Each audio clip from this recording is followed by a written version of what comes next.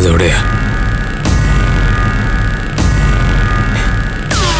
എന്താ സംഭവിച്ചത്?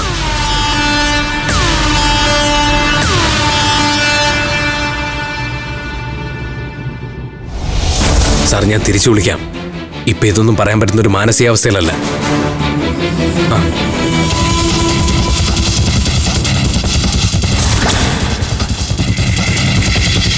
പറയുന്നൊന്നും മനസ്സിലാക്കുക സാർ.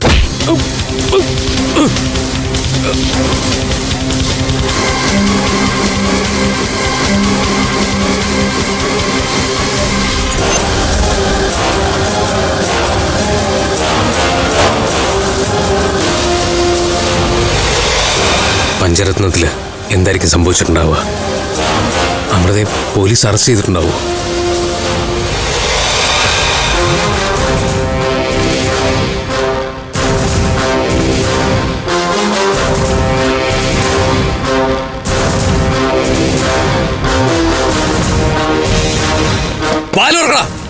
തുറക്കാൻ!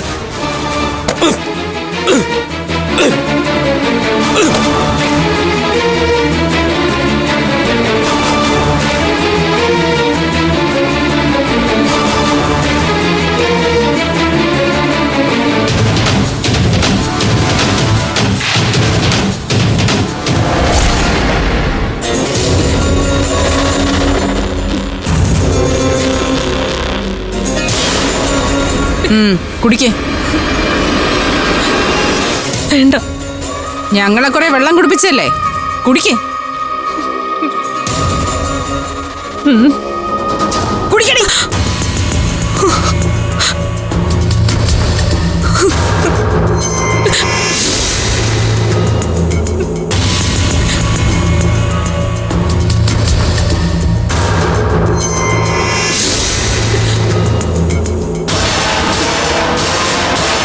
എന്തായി?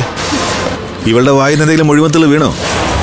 ഇല്ല സർ, പഠിച്ച കള്ളിയാണ് ഇവള്. ഞാൻ നിരപരാധിയാണ്, എന്നെ രക്ഷിക്കണം.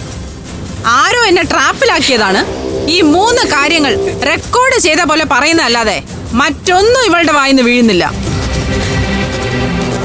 ചോദിക്കേണ്ടതുപോലെ ചോദിച്ചാ അമൃത എല്ലാ സത്യങ്ങളും മണി മണി പോലെ പറയും.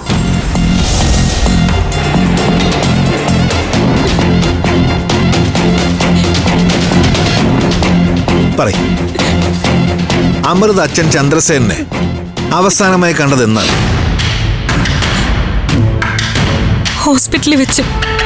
ഹോസ്പിറ്റലിൽ എന്തായിരുന്നു കാര്യം? എന്റെ അനിയത്തിമാരിൽ ഇരട്ട കുട്ടികളിൽ ഒരാളായ ആരാധ്യ അവിടെ അഡ്മിറ്റ് ആയിരുന്നു. അനിയത്തിക്ക് എന്താ പറ്റിയത്? ഞങ്ങളുടെ അച്ഛൻ ചന്ദ്രസേനൻ ഗുണ്ടകളെ വെച്ച് അവളുടെ കൈ തല്ലിയൊടിച്ചു. അതിന്റെ ചികിത്സയ്ക്കായിട്ടാ അവളെ ഹോസ്പിറ്റലിൽ അഡ്മിറ്റ് ചെയ്തിരുന്നത്. പിന്നെ അച്ഛനെ ഹോസ്പിറ്റലിൽ വെച്ച് കണ്ടു എന്ന് പറഞ്ഞത്? ആരാധ്യ കിടന്നിരുന്ന ഹോസ്പിറ്റലിലേക്ക് അച്ഛൻ വന്നിരുന്നു. എന്തിന്? അച്ഛൻ നിരപരാധിയാണെന്ന് പറയാൻ. എന്നിട്ട് അയാൾ പറഞ്ഞത് അമൃത വിശ്വസിച്ചോ? ഇല്ല സർ, സ്വന്തം മകളുടെ കൈ തല്ലിയൊടിച്ച് അവളുടെ ഭാവി ഇല്ലാതാക്കിയ ആ ആളുടെ വാക്കുകള് ഞാൻ എന്തിനു കേൾക്കണം? കാര്യങ്ങളുടെ ചിത്രം ഇപ്പൊ ഏതാണ്ട് പിടികിട്ടി. പിന്നീട് സംഭവിച്ച കാര്യങ്ങൾ ഞാൻ അങ്ങോട്ട് പറയാം.